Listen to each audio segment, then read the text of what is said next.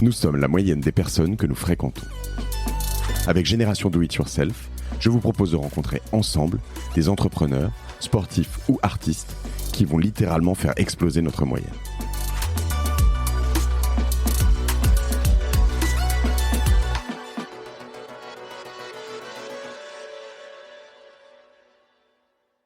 Et là, sur ce truc-là, c'est Thomas, du coup, notre troisième co-founder, Thomas Wolf, qui juste, ça le faisait kiffer de sortir un truc en open source lié à ça. Ok. Et du coup, on lui dit, vas-y, go. Il a bossé, c'est marrant en termes de rapidité, il a bossé 3-4 jours, un week-end un peu allongé sur un truc avec d'autres team members. Il a lancé ça. Et après, ça a chauffé, il a continué à bosser dessus. Du coup, on l'a aidé progressivement aussi. Et de manière un peu organique dans la boîte, par la liberté, la décentralisation un peu des trucs, ça a fait que un truc a été lancé, les boîtes ont commencé à l'utiliser et comme ça nous a emmené dans cette direction-là. On a en fait un mode de fonctionnement à Geekface qu'on essaie vraiment de garder en grossissant, très décentralisé, et pas vraiment décentralisé en termes de prise de décision sur ce qui est lancé, ce qui sort, etc.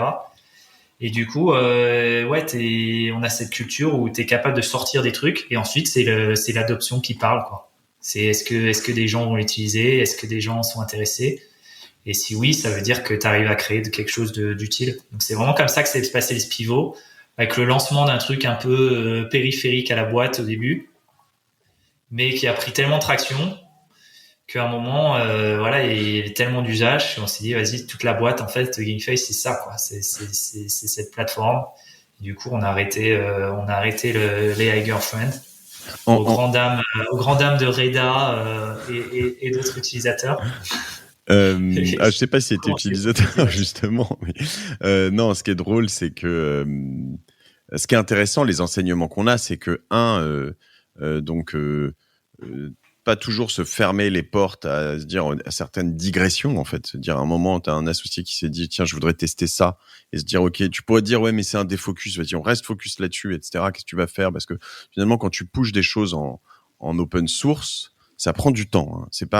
C'est assez facile à pusher, à poser sur une plateforme, mais une fois que les gens te sollicitent derrière, tu dois leur expliquer, les accompagner, ça marche pas, pourquoi, comment, etc. C'est pas si simple.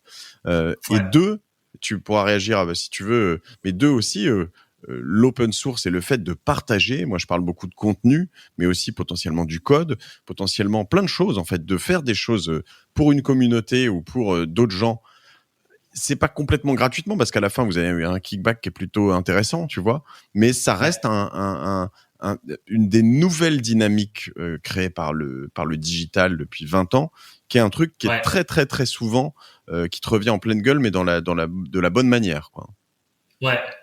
T'as vraiment aujourd'hui les modèles open source qui ont été prouvés, notamment aux US avec des trucs comme Elasticsearch, comme Mongo, comme Confluent, Databricks, qui sont toutes des plus que 50 entre 20 et 50 milliards de dollars de valorisation. Et puis plus largement, les modèles plateformes, quoi, où tu arrives à créer des communautés ouvertes, où tu as de la contribution d'un côté par la communauté, et de la contribution par l'entreprise qui gère cette plateforme et cette communauté. C'est ultra intéressant, notamment sur des nouvelles technologies comme le machine learning, mais sur d'autres trucs aussi. Si tu réfléchis un peu au sujet crypto, Web3, c'est aussi un peu des modèles comme ça. Et comme je te disais, nous, ce qui est intéressant, c'est en fait cette philosophie-là un peu sur notre produit collaboratif, communautaire, décentralisé. On le retrouve aussi pas mal dans l'organisation de la boîte et des équipes. Où, à l'inverse d'un modèle très verticalisé, très pyramidal, on a un modèle beaucoup plus décentralisé, avec des teams qui ont beaucoup de liberté, des individus qui ont beaucoup de liberté, qui peuvent potentiellement avoir un gros impact, mais qui peuvent aussi avoir zéro impact, qui est un peu le défaut classique. Et spécialement, je trouve, quand tu grossis une boîte, tendance à perdre vraiment de l'impact individuel. Ouais. Mais c'est une organisation un peu nouvelle et un peu une lame de fond, je pense, la décentralisation et la capacité de collaboration, que ce soit entre communautés à l'extérieur de ta boîte et à l'intérieur de ta boîte, mais aussi à l'intérieur de ta boîte entre différentes équipes. Je pense que on est dans un nouveau monde là-dessus aussi. Et je te confirme que c'est vraiment quelque chose de très moi qui me fait beaucoup aussi de nœuds au cerveau, quoi. C'est-à-dire qu'au-delà du Web3 que tu as évoqué tout de suite, cette décentralisation, la manière de travailler dans les sociétés, comme tu le dis, et dans le management a quand même vraiment évolué. Et la décentralisation des décisions, c'est quelque chose de très conceptuellement difficile parce que Ouais. moi, dans l'idée, j'adore ça, en vrai. Je veux dire, mais je peux avoir une tendance qu'on peut me reprocher de temps en temps à trop jeter les gens dans le grand bain et à dire tiens, viens, tu vas faire ça, et puis ils arrivent, et puis démerde-toi, tu vois. Donc c'est difficile de bien placer ton curseur entre finalement je vais te micromanager, ce qui est insupportable, et je vais te laisser complètement faire ce que tu veux, ce qui est pas forcément bienvenu, notamment pour des juniors qui ont besoin d'apprendre. Et donc comment t'organises ça sans strate de management forte ou pas trop forte ou très forte ou sans c'est pas évident. C'est super dur, c'est super dur. Ça demande beaucoup de taf, beaucoup d'adaptation à toutes les étapes de progression de la boîte, parce que le faire à 30, c'est pas pareil que le faire à 100, qui est aussi très différent de le faire à 300. Ouais, c'est super dur. Ça demande beaucoup. Moi, je fais énormément d'erreurs au jour le jour, où je me trompe sur plein de trucs. Ouais, c'est vraiment difficile à faire. T'aurais une ou deux belles erreurs ou belles réussites à me partager dans tout ça?